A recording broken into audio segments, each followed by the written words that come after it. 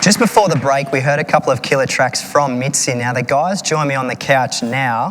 Thanks very much, guys. Let's go back to the start. How did Mitzi form?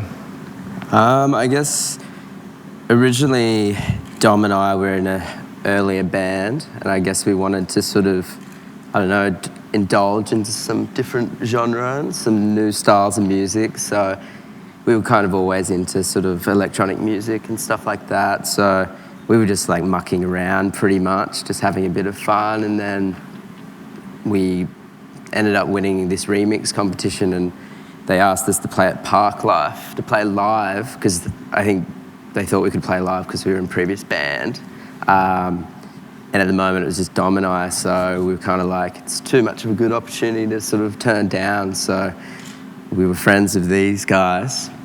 And just kind of asked them one day over a few beers, kind of like, do you guys want to like come and join us, try and play live at Park Life? At the stage we didn't have any songs. Yeah, we wrote songs for the gig. We weren't singing. The boys weren't singing at all. It was just all instrumental.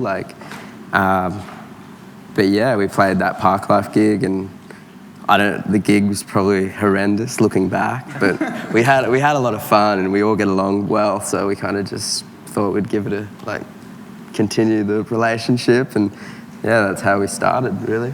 Well, it must have turned out all right. You said you all do come from different bands and different backgrounds. Have you ever had an issue internally in terms of the direction of the band, or is it sort of Jad and Dom, you guys just direct it all? No, I don't think anyone's a director at this stage in the band. We've been working on an album, and we all come from different backgrounds, like you said, but it kind of just influences our music. Different perspectives on songwriting definitely helps. I mean, Cal came from like a grunge type band. Charlie was in like a dance punk band. So, tell me about the biggest challenge that Mitzi have faced as a band. Well, we faced many a challenge, but I guess probably the hardest thing that we went through was our first Australian tour. How long after forming was your first Australian tour? I'm not even sure. 6 months? Maybe 6 months. I don't even know. But yeah, we couldn't afford to hire a proper van, so we ended up hiring a juicy camper. And it was one that slept all four of us. So we're in the camper, sardines kind of thing, all four of us, all our gear. We had to take full drum kit. So it was cramped at best.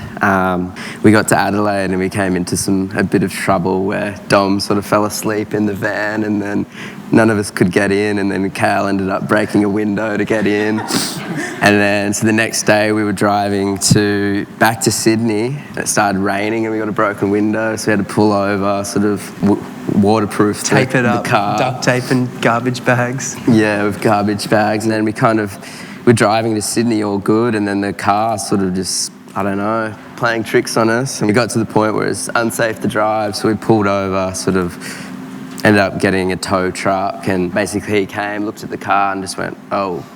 So it was bad, pretty much the steering wheel wasn't attached to the thing that turns the wheels or something. The whole wheel was like that. Yeah, so he kind of said we could have died, basically. He said, we were going faster. We were close to the end, pretty much. But you're on a highway? Yeah, that's all right, or way out west on the way to Adelaide to Sydney. I don't know what highway that is. Wolf Creek territory. Yeah, it was totally Wolf Creek. It was in the middle of nowhere. Dark. Totally, yeah. Backpacker van. And then, yeah, basically Juicy Camp, we called up Juicy Campers to try and get a replacement of that van, and obviously we're in a pretty remote area, out back Adelaide or South Australia, and they couldn't get us a replacement, so they put us on a Greyhound bus to Sydney. And yeah, just with all of our gear. Just continuously going downhill, and then ended up pulling over at a service station. I ended up getting drug searched, and all sorts of stuff happened. And by the time we got to Sydney, we just all wanted to go home.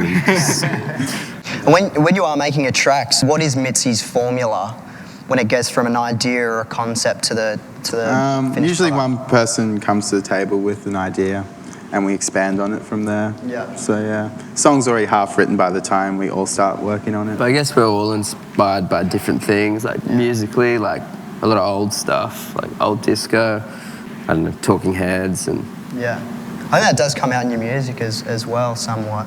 Each episode, we ask each band 5 quick questions.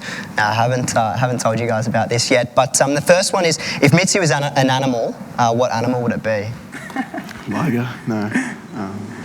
Jad's, I'd say some aquatic creature because Jad's obsessed with the beach. Oh. And we don't mind look like it. but Yeah, some mixture between a sea and Maybe like a sea dog. Sea dog. Sea dog. I want to see a sea dog. Yeah. Okay, what about if you could play with any artist in any location, who would it be with and where?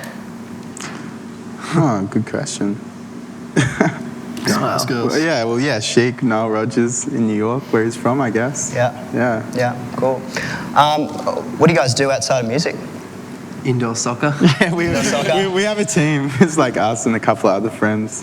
We're working our way up the table at the moment. Yeah, we're actually playing the Millions next we're week. we're playing Millions. Oh, tonight. really? Yeah, we're going to smash them. Yeah. Who's the most underrated band in the industry? Tough one. Very tough one. Maybe this is why I should have told you about the questions beforehand. CK? Yeah, CK, a great Australian band. Yeah. And in some ways they're not underrated, but they could be a lot bigger than they are because they're a great Especially band. overseas. Like, Yeah. Okay. And in the same vein, who's going to be the breakout band of 2013? CK. CK. That's an easy question. Sweet.